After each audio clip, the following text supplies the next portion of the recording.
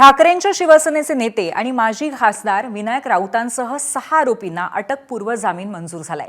सून गिरीजा राऊतांनी केलेल्या कौटुंबिक हिंसाचाराच्या आरोपांमुळे राऊत कुटुंबीय वादाच्या भोवऱ्यात सापडले होते। गिरीजा राऊत यांनी विनायक राऊत आणि त्यांच्या मुलासह 6 जणांच्या विरोधामध्ये तक्रार दाखल केली होती। अटकपूर्व जामिनासाठी राऊत कुटुंबियांनी ठाणे सत्र न्यायालयामध्ये धाव घेतली आणि आज ठाणे सत्र न्यायालयानं त्यांना जामीन मंजूर केलाय। दरम्यान या प्रकरणी गिरीजा राऊत यांचे वकील सागर कदम हे उच्च न्यायालयामध्ये धाव घेण्याची शक्यता आहे।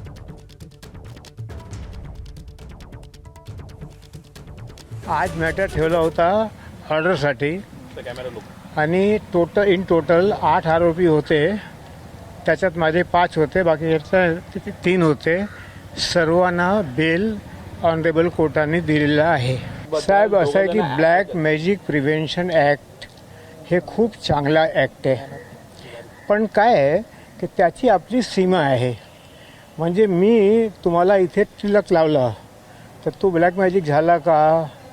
तुम्ही माझ्या घरी आलं, मी तुम्हाला नारळ दिला, शाल दिलं, पूजा केली, तर तो ब्लॅक मॅजिक आला काय?